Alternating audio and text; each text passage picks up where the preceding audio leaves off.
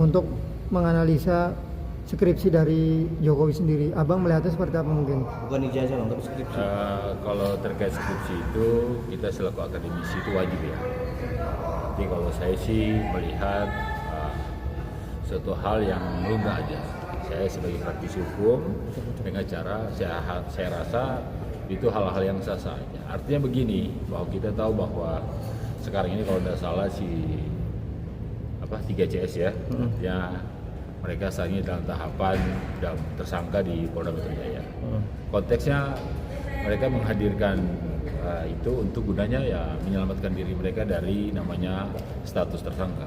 Yang mana kita melihat bahwa kalau saya juga sebaliknya, kalau hal itu terjadi pada diri saya, apa sih terobosannya sekali ahli terus mendatangkan yang bisa memecahkan daripada suatu case tersebut. Karena kenapa kita lihat bahwa kasus yang kepala negara ini dalam hal ini sudah tergantung lama dan sudah ada beberapa yang tersangka. Ada juga yang saya lihat di berita kemarin bahwa yang sudah dikeluarkan karena ada pertemuan gitu sih. Jadi saya rasa apa yang dilakukan sama saudara-saudara itu terbaik lah buat saya. Bang, sah-sah aja artinya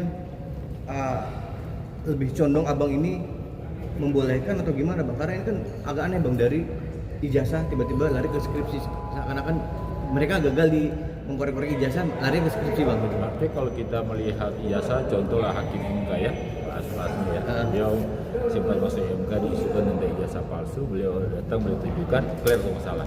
Ini kan gak selesai, ada turunannya terus dari ijazah skripsi lainnya. Kalau kita membahas di skripsi itu, saya rasa kan menuju untuk dapat ijazah S1 itu atau ijazah kita akademisi itu adalah skripsi. Persyaratan itu didulukan. Kalau persyaratan sudah disetujukan, berarti saya rasa mendapatkan ijazah itu sah saja. Tapi kalau skripsi tidak dibenarkan atau skripsi ini misalnya diuji lagi misalnya tidak layak, ataupun yang kita sering lihat ada tanda tangan dekan atau ada tanda tangan dari penguji, kok itu bisa dikatakan sah seperti itu. Kalau kita bicara konteks daripada contohnya skripsi, gitu sih. Bang, menurut abang kenapa Roy Suryo CS kan udah pada jadi tersangka belum juga ditahan? Apa mungkin kalau menurut dari pandangan hukum abang? Kalau saya sih kalau sudah tersangka seharusnya ditahan karena kasus ini kalau bisa kasus nasional ya. Jadi mereka dengan cara mereka menghadirkan, contoh kemarin ada Wakapolri Ugroseno bersalah Komjen ya, beliau hadir juga, beliau berikan keterangan, dan terus kalau nggak salah mantan ketua Muhammadiyah ya yang datang mendukung mereka untuk beri keterangan. Artinya dari sisi itu barangkali ya mereka akhirnya pihak kepolisian menahan. Saya rasa kalau sudah seperti ini sampai ke pengadilan tanya nggak ditahan juga seperti itu. Nanti peluang Roy Suryo DCS untuk tidak ini besar atau gimana menurut abang? Kenapa? Peluang Roy Suryo untuk tidak ditahan maksud abang gitu? Ya artinya gitu kan teman-teman tahu juga tahu lah. Kalau sudah namanya turunan naik ke penyelidikan, seharusnya ditahan. Makanya itu yang saya ketahui bahwa kalau sudah tersangka terus belum ditahan, berarti kasus mereka ini atau ada titipan ataupun ada koordinasi lain di balik ini, sampai akan terkatung-katung lah.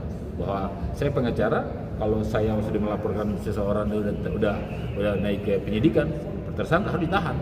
Tetapi kalau nggak ditahan, berarti kan rekan-rekan bisa pertanyakan, saya juga bisa pertanyaan seperti itu. Ini ada apa di balik ini?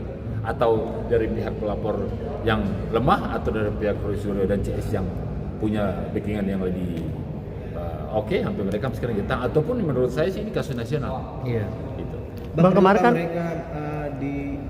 mereka kan mengajukan SP3 karena mereka merasa seperjuangan atau satu barisan dengan Egy Sujana, bang. Pantas gak bang mereka mendapatkan SP3? Ya, saya bilang pantas saja, dikarenakan gak mungkin lah satu LP akan tetapi bisa lepas, bisa. Harusnya itu kan satu LP misalnya ada 5, 6, 7 orang, 10 orang, itu harus sama-sama dong.